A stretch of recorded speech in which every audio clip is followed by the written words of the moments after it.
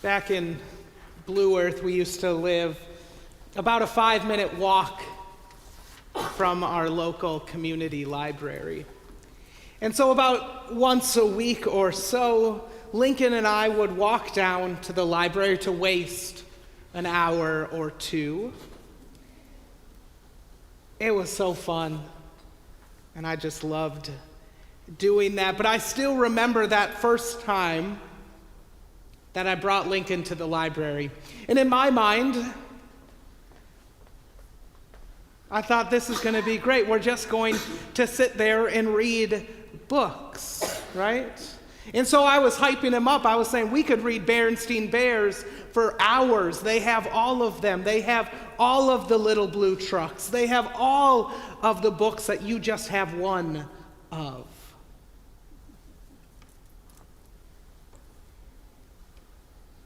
And so as I was preparing to spend the afternoon sitting in a comfortable chair just reading books,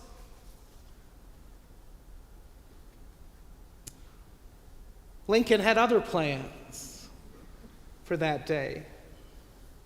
As soon as we walked in, he immediately spotted these dinosaur magnets that were up on all the bookshelves. And so he ran to there and he just played with these dinosaur magnets for like 15 minutes. And then he noted that they had this little felt mat that they had farm animals on, that you could make a farm scene. And so he's playing over at the felt mat for a while. And then they had Lincoln logs, and so he was building Lincoln logs. And then they had the librarian eventually came over and said, "We have a scavenger hunt." They hid pictures of things all around the library, and if you found all of them, you got a treat or a toy, and they changed it out occasionally.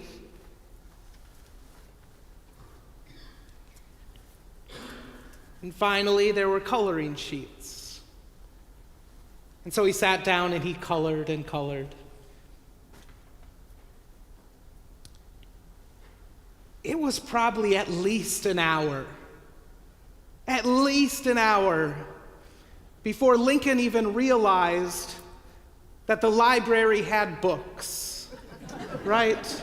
We were there for so long, and you wouldn't have known that there was a single book in that building. I think we were there for over 2 hours that first time. And we would come back week after week, and there were some weeks that we would read a book, but there were also a lot of weeks where Lincoln would walk in, color a picture, and say, "I'm ready to go." And not even look at a book, not even think about checking one out, nothing to do with the library's supposed main function of providing books. And I know this isn't some big revelation, right? But for me, it was shocking because I got to notice people, right? I don't need to do a lot if Lincoln is coloring. There's not a lot for me to do in that, and so I noticed. And I would say probably at least 50% of the people who came into the library did what Lincoln did, which is not be concerned with books at all.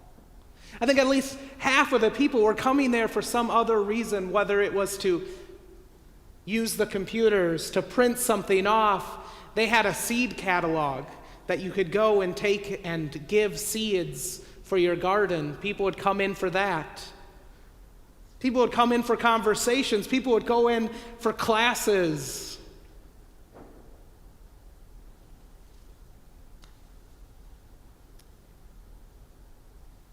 And what I began to notice is that books are the assumption. Books are what we assume a library is for. Like if I was to ask you right now in a quote, what is the library?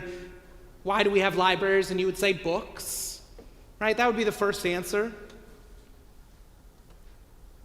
But the draw is often something else. To draw something else. I think it's the same with our sermon series of little free libraries.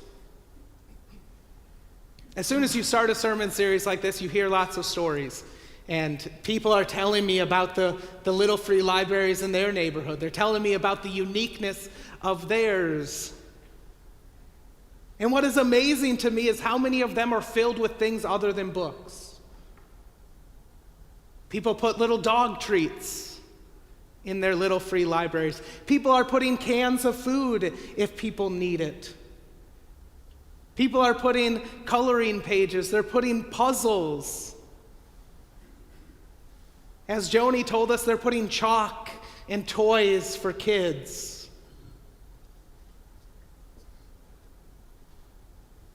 And so what is supposed to be for books is suddenly now filled with all of this other stuff.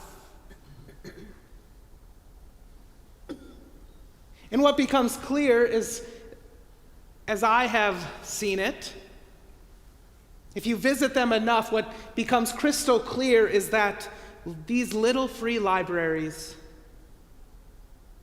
are spaces that adjust themselves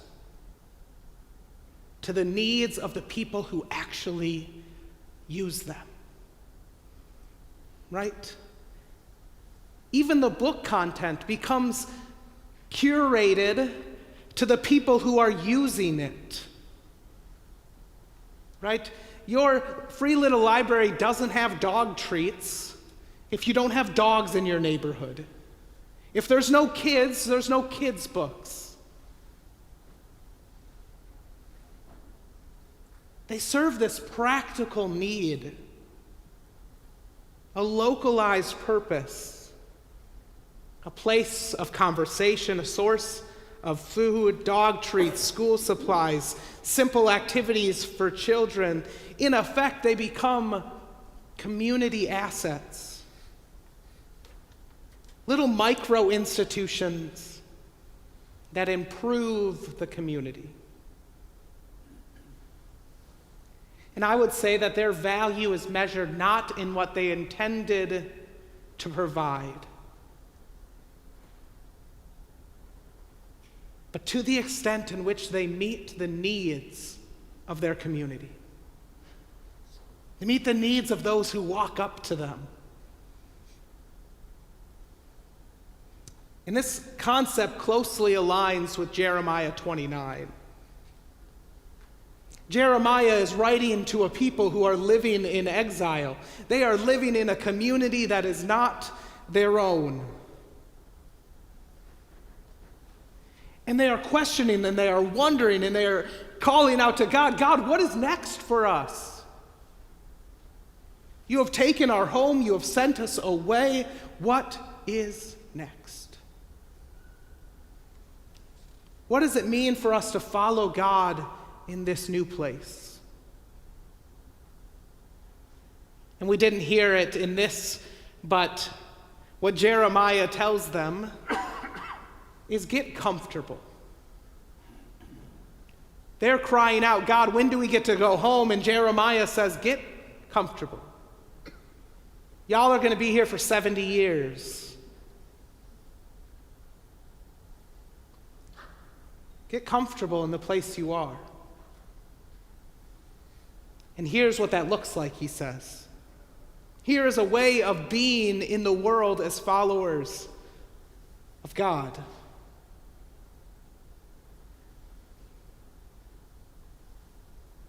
Jeremiah gives the community clear instructions to contribute to the welfare of the city in which they are living. And the mandate was not theoretical, it was concrete actions. Building, planting, forming families, seeking the well-being of those around you. Just as little free libraries adapt to serve the needs of the immediate environment,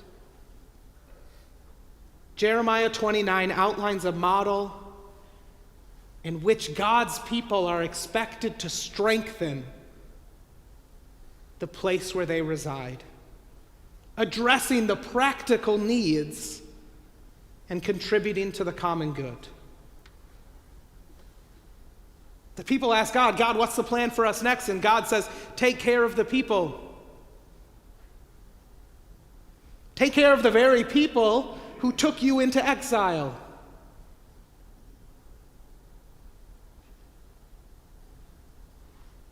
Adapt to the needs of those around you. Pray for them, care for them, want what's best for them. Jeremiah calls the people of God to seek the welfare of the city in tangible, practical ways. It becomes a call to pay attention, to adapt, to serve.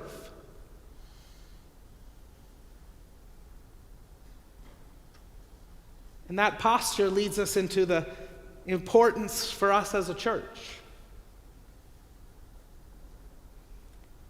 We talked about it last week. Jesus is that thing that we need to hold tightly to. Jesus is our mission. Jesus is books to a library. Jesus is that to a church.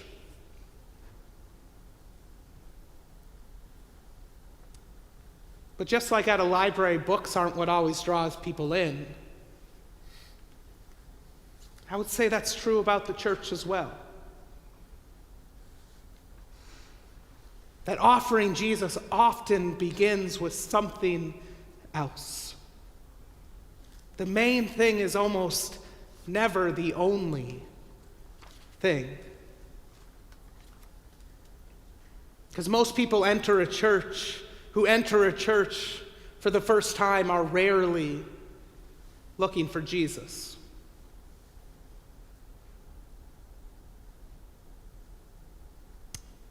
I would say there may be some of you here today who didn't come because you wanted to hear a sermon.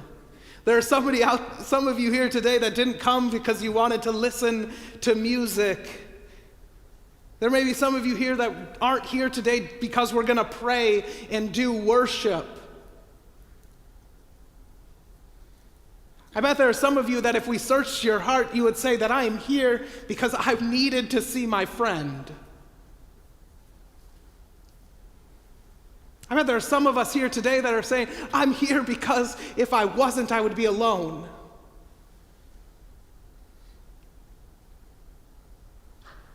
Maybe you're here to support someone in the choir. Maybe you're here to support a loved one.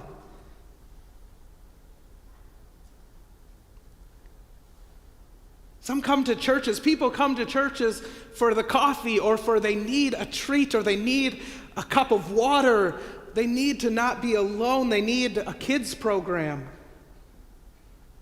Or maybe just a warm place to sit down. Maybe they're here because the doors were open and they needed a restroom. Or a few dollars. In my mind, it would be naive to assume that we are all here just because of our main thing, Jesus.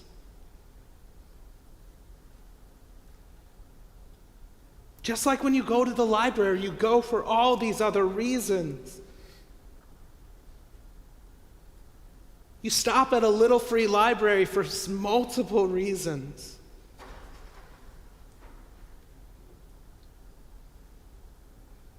You see, most weeks Lincoln couldn't have cared less about books. And yet he was welcomed every single time. The librarian never got mad at us because we did not check out a book at the library, right? They never got upset with us that Lincoln colored 5 coloring sheets and left. We were appreciated. We used what we needed, and some days that was a book.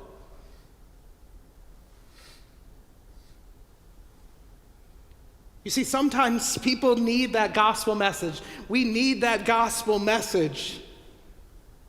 But sometimes the gospel message is simply a cookie and a cup of coffee and a good conversation.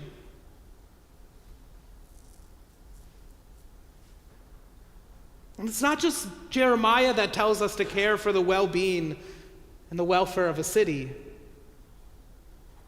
It was modeled in Jesus' life, right? He healed before he preached. He fed the people when they were hungry, and then he got into teaching. He sat at tables and ate dinner, and then he told them parables. He met with people where they were, attended to their needs. Zacchaeus, get out of that tree. Let me have dinner with you. Then we'll talk about Jesus. Then we'll talk about the gospel. You see, Jesus never got frustrated with people that wanted to be healed before they wanted to hear a story about the kingdom of heaven. Neither should we.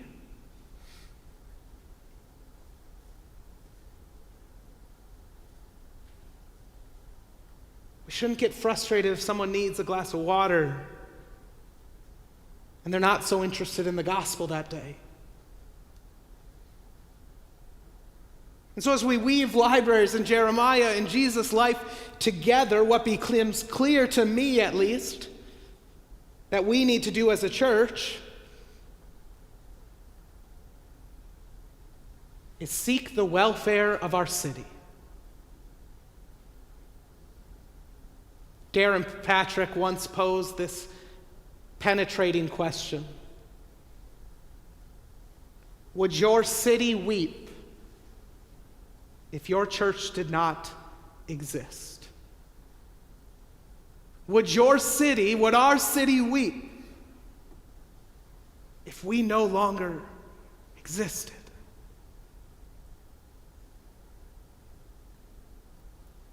What a motivating question. Would the city cry out?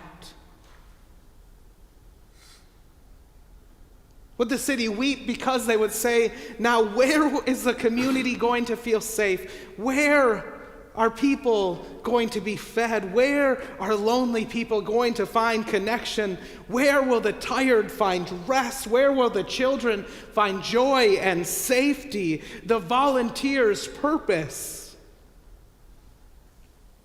Would the city weep? And yes, church, we are doing some of these things. We're doing some of this work. We're offering meals. We're supporting families. We welcome community groups to be here. We pray with our neighbors. We partner with organizations. We help those in need. And we do create places where people feel seen and cared for. These are beautiful examples of seeking the welfare of our city. And they matter and they bless people.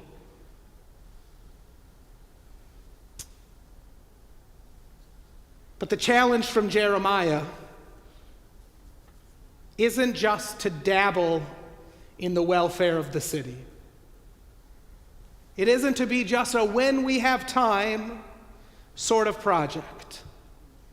It is a whole life, whole community, whole church way of showing up.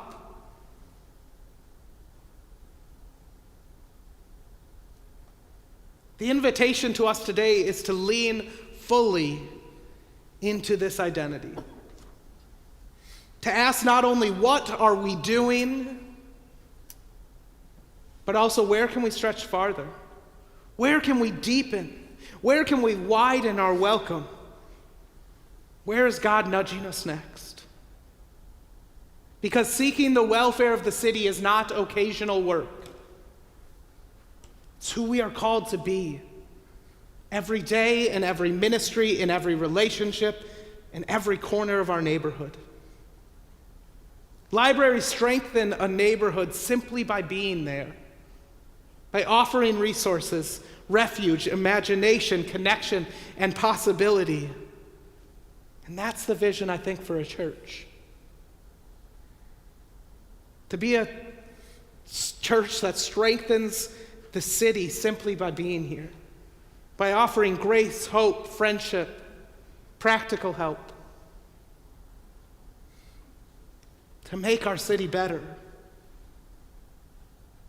Just as libraries become a quiet cornerstone, we are called to be a spiritual cornerstone, a steady presence of goodness and compassion, a place people can turn to, a place people can trust, a place where people can grow, heal, and be renewed. That is the holy work that God entrusted to the exiles that day.